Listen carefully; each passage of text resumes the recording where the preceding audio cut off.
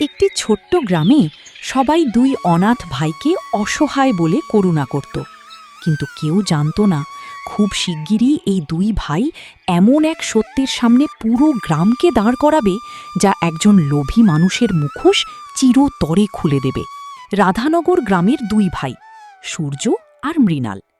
ছোট্ট একটি কাঁচা বাড়ি, 5 একর সবুজ ক্ষেত আর মা বাবার ভালোবাসা, এটাই ছিল তাদের পুরো পৃথিবী। ভাইয়া, দেখো, গাছ থেকে সবচেয়ে বড় আমটা পেরেছি আমি। সূর্য হেসে বলল, আস্তে বল, বাবা শুনে ফেললে আগে আমাদের দিয়ে ক্ষেতের কাজ করাবে, তারপর আম খেতে দেবে। দুই ভাইয়ের হাসিতে ভরে উঠল পুরো উঠোন। ঠিক তখনই ক্ষেত থেকে ফিরে এলেন তাদের বাবা সুরেশ। শোনো বাবা, বড় হয়ে শুধু ভালো চাষি হলেই হবে না, আগে ভালো মানুষ হবে। মানুষ যদি সততা ধরে রাখে, একদিন পৃথিবীও তার পাশে দাঁড়ায়। দুই ভাই হাসি মুখে বাবার কথা শুনছিল। মা মিনতি সবার সামনে খাবার পরিবেশন করলেন। 4 জন একসঙ্গে বসে খেতে লাগল। সেই ছোট্ট পরিবারটাকে দেখে মনে হচ্ছিল সুখ যেন এই বাড়িতেই নিজের ঠিকানা বানিয়েছে। কিন্তু ভাগ্য নীরবে অন্য গল্প লিখছিল।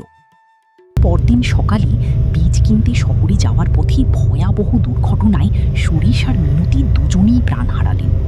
খবরটা শুনেই সূর্য ছোট ভাইয়ের হাত শক্ত করে ধরে দৌড়ে গেল। সামনে পৌঁছেই তার বুক কেঁপে উঠল। মাটিতে নিথর হয়ে পড়ে আছেন বাবা আর মা।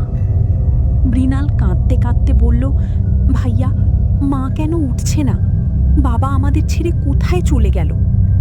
সূর্যের চোখ ভিজে গেল, কিন্তু সে কান্না চেপে শুধু ছোট ভাইকে বুকে জড়িয়ে ধরল। সেই মুহূর্তেই সে বুঝে গেল, আজ থেকে তাকে শুধু বড় ভাই নয়, বাবা মায়ের দায়িত্বও পালন করতে হবে।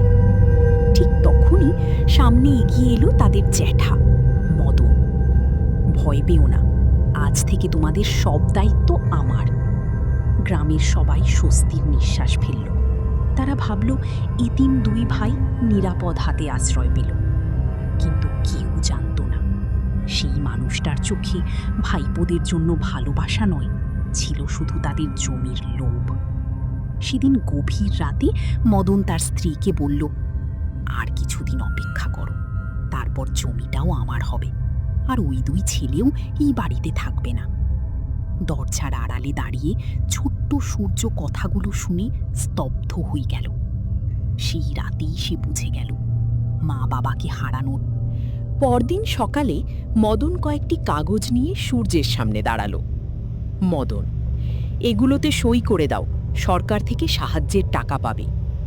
সূর্য, মাফ করবেন জ্যাঠামশাই, না বুঝে আমি কোনো কাগজে সই করব না। বর্ণনাকারী। মদনের মুখের হাসি মুহূর্তেই মিলিয়ে গেল। ঠিক তখনই বাড়ির বাইরে একটি পরিচিত কণ্ঠ ভেসে এলো। রামু কাকা। সূর্য বাবা, ঘরে আছিস? রামু কাকার আসার পর সূর্যের মনে একটু সাহস ফিরে এলো, কিন্তু মদনও বুঝে গেল শুধু ভয় দেখিয়ে আর কাজ হবে না।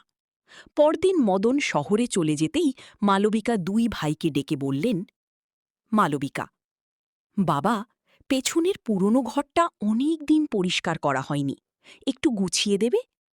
সূর্য, জি জেঠিমা,